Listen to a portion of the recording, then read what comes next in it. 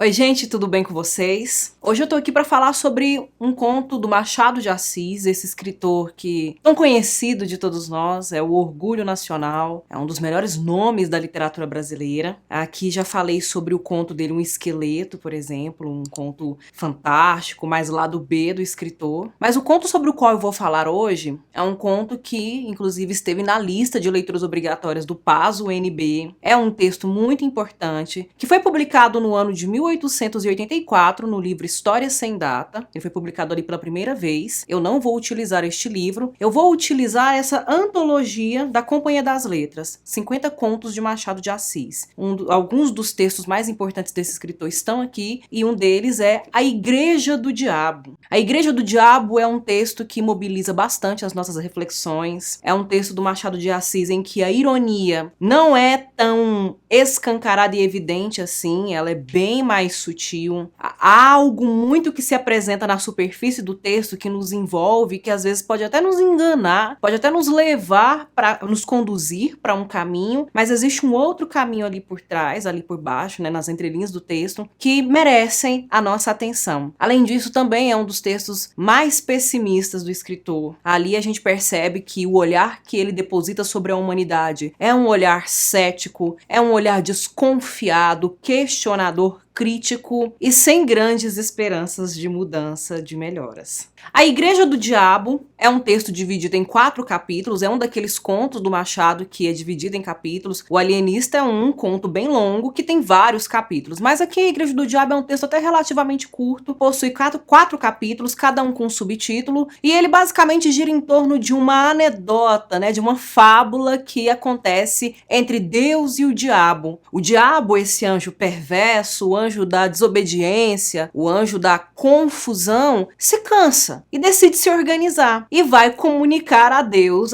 o seu novo empreendimento, o seu novo plano. E qual é o plano do diabo? Fundar a sua igreja, fundar a sua instituição, a instituição da revolta, e organizá-la muito bem, a ponto de conseguir ampliar o seu séquito, né, de aumentar o número de seguidores em relação a Deus. E vai comunicar isso com pompa, com toda uma solenidade, da qual Deus ri um pouco, zomba um pouco. E Deus fala para ele, né, mas o que você quer com isso? Afinal de contas, Deus, na sua máxima sabedoria, uma figura, uma personagem que aparece em alguns textos do Machado de Assis, como esse realmente portador não só de todo esse poder, de todo esse conhecimento que o Ocidente já atribui a ele, mas também de um senso crítico que o Machado de Assis sempre utiliza de forma alegórica para mostrar o seu próprio senso crítico em relação à condição humana. E aí o diabo fala, existem várias formas de afirmar, mas apenas uma forma de negar, e a forma de negar que eu tô trazendo é essa, vai ser a da igreja. Eu vou fundar a minha igreja, todos os pecados, as perversidades, inclusive ele cita os 7 pecados capitais, todos os pecados serão permitidos e todo mundo vai se seduzir, vai se atrair, acabou a virtude. E aí Deus fala, vai. Ele vai, funda a sua igreja, começa com o seu discurso de sedução. Aqui, gente, tudo é permitido, né? Nas igrejas, nas religiões que servem a Deus, tudo é proibido, aqui tudo é permitido. Você pode fazer o que você quiser, na hora que você quiser. O mal se sobrepõe ao bem, o pecado se sobrepõe à salvação, né? Então, tudo aquilo que nós fazemos às escondidas, porque por nosso senso moral nós condenamos, é muito enaltecido e exaltado na igreja do diabo. Entretanto, isso vira uma imposição dentro da igreja do diabo. Os seus fiéis, os seus seguidores precisam ser maus. Eles precisam, na verdade, afrontar deliberadamente todas as leis, toda a moral imposta pelas religiões que seguem a Deus, tudo aquilo que é pertinente ao universo de Deus, no universo judaico-cristão, no universo ocidental. E aí, com isso, o que ele descobre com o passar do tempo? Que as pessoas agora estão cometendo atos de bondade, atos de redenção, estão buscando se redimir, estão praticando virtudes às escondidas. Os seus seguidores da sua igreja, aqueles que são conhecidos por fazer as coisas mais atrozes, as piores coisas, estão fazendo coisas maravilhosas às escondidas. E aí ele fica confuso, afinal de contas, Deus, o que está acontecendo? Por que isso? E vai procurar Deus, vai tirar satisfação, vai questionar, não entendo. E ele explica tudo o que está acontecendo, ele cita alguns casos para ilustrar, e Deus só responde para ele, meu caro, essa é a eterna contradição humana. Então nós temos um texto aí em que nós temos essas duas figuras de caráter maniqueísta dentro da nossa cultura, uma que representa o bem na sua plenitude, o outro o mal na sua plenitude, e no meio de tudo isso, a humanidade. Nós que transitamos entre os dois lugares, porque nós não somos feitos 100% nem de uma coisa, nem de uma essência, nem de outra essência. E é aí que tá a grande questão, aí que tá o grande problema. Eu costumo dizer que quem lê muito Machado de Assis meio que vai esperando qualquer coisa das pessoas, de qualquer pessoa, né? Que às vezes a gente tem algumas experiências na vida que a gente fica, nossa, como é que fulano foi capaz de fazer uma coisa dessa comigo? Mas quando você vai lendo muito Machado de Assis e quando você lê, relê, trelê a Igreja do Diabo, tudo é esperado, né? Essas polarizações, esses extremos, esses radicalismos, né? Pessoas que são muito enfáticas, que defendem às vezes coisas muito hediondas com veemência, tá tudo previsto, tá tudo na conta aí dessa história, dessa contradição. Então, a princípio, nós vemos aí uma crítica de caráter filosófico, né? Uma questão existencial, né? Que vai falar da existência humana, da composição do ser humano, o que é o ser humano, né? E aí, muito na linha machadiana, Machado foi um grande leitor de Shakespeare e, consequentemente, então, numa linha muito shakespeariana, que eu penso muito, quando eu leio profundamente alguns contos do Machado, eu sempre lembro dos textos do Shakespeare. E aí eu lembro muito do Hamlet, quando fala do ser ou não ser, né? Do que é ser, do que é parecer, né? Do mundo das aparências, que se opõe ao mundo das essências. E esse texto vai muito nesse caminho, né, de falar mesmo da condição humana. O que nós somos? Nós somos contradição, nós somos feitos de extremos. Não dá pra falar que a humanidade é 100% boa, 100% má, né, que nós somos 100% cruéis ou perversos, ou 100% benevolentes e virtuosos. A gente transita, né, em diferentes lugares. Nas nossas relações, a gente percebe que às vezes, num determinado contexto, a gente funciona de uma maneira mais satisfatória e outra de uma maneira completamente insatisfatória. Então, a condição humana e essa reflexão que o Machado de Assis deposita sobre a condição humana, né, que não vai mudar, a nossa natureza é essa, não vai mudar, nós somos assim, é o que traz também, de certo modo, esse tom mais pessimista, mais cético do texto, né, de que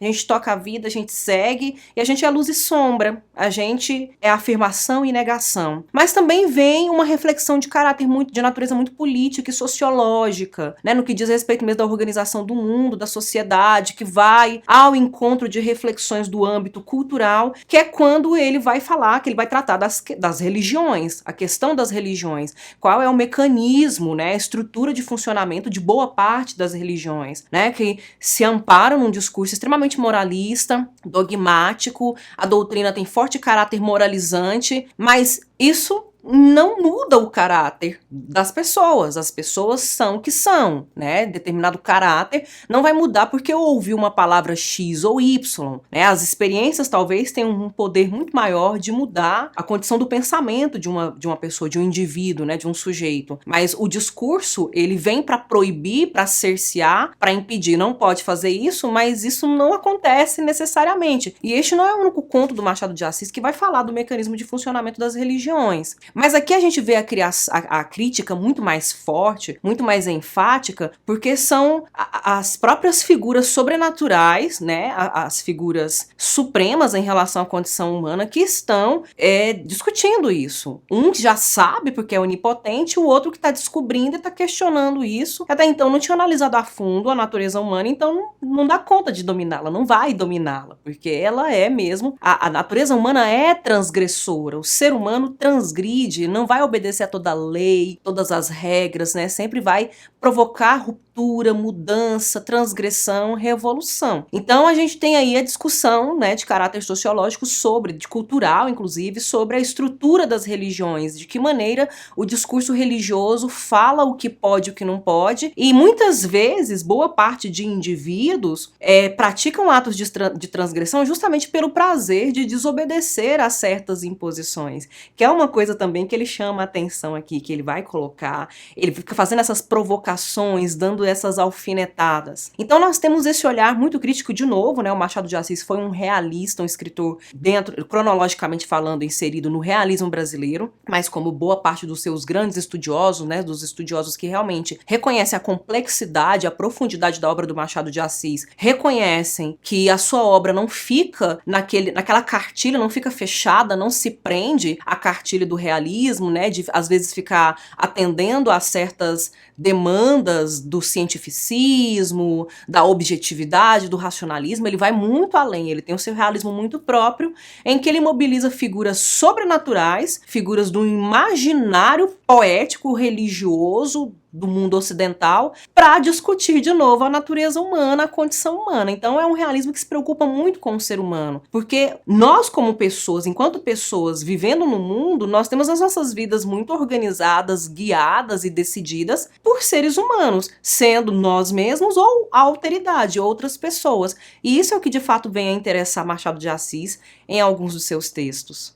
E além disso, por que o diabo se dá mal? Por que ele não é bem sucedido, né? No começo funciona muito bem a sua estratégia de confrontar Deus, mas depois dá ruim para ele. Porque ele lança mão da mesma estratégia, do mesmo poder de imposição, de dominação cultural, né, dos indivíduos, dos sujeitos, que as religiões costumam fazer, né, que a estrutura das religiões, principalmente quando estão assentadas em perspectivas mais antiquadas, a gente percebe que existe esse sistema de dizer o que pode e o que não pode, e é o que ele vai fazer. E as coisas não dão certo para ele, porque ele lança mão da mesma estratégia. Porque, no final das contas, ele não estava se atentando justamente para esse jogo, que é um jogo muito hamletiano, né? Um jogo muito shakespeariano, dessas ambiguidades humanas, né?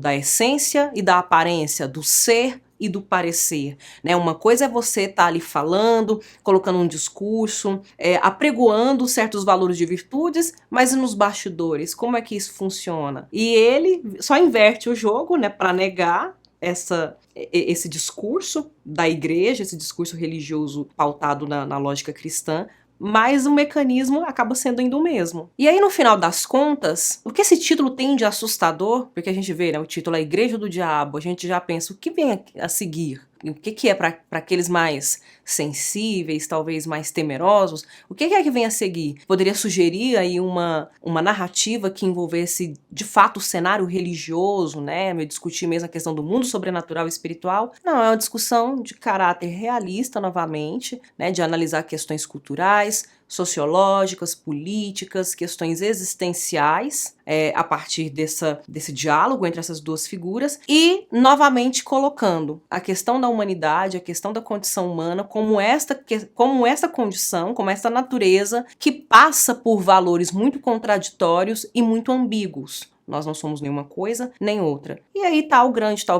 pessimismo, né, que eu falei lá no início, o grande pessimismo do Machado em relação a isso, é porque a gente sai do texto realmente com essa sensação de que a humanidade é capaz de tudo. Se disser que uma coisa é certa hoje, vai estar fazendo o errado amanhã, e aí se o errado vira o certo, aí vai voltar a fazer o certo. Então isso tudo é muito curioso, porque nos leva a pensar, né, em que medida certos discursos que estão postos, que estão colocados, são mesmo genuínos, legítimos, ou estão a serviço, né, ou por outro lado estariam na verdade a serviço de um certo controle, de um certo poder, de uma manutenção de um determinado poder, à medida que, dizendo uma coisa, levaria as pessoas a fazer outras. Então fica a reflexão sobre Machado, sobre como ele analisou a natureza humana, e fica também uma deixa para utilizar isso aqui como ferramenta, inclusive, de forma psicanalítica, terapêutica, de autoanálise. Muito melhor, muito mais eficaz do que autoajuda, do que discurso de coach. É a possibilidade de olhar pra gente com objetividade, com racionalidade e com algum senso crítico para entender o que somos, o que gostaríamos de ser e o que não poderemos ser. Eu agradeço a atenção de vocês. Eu vou ficando por aqui. Até a próxima.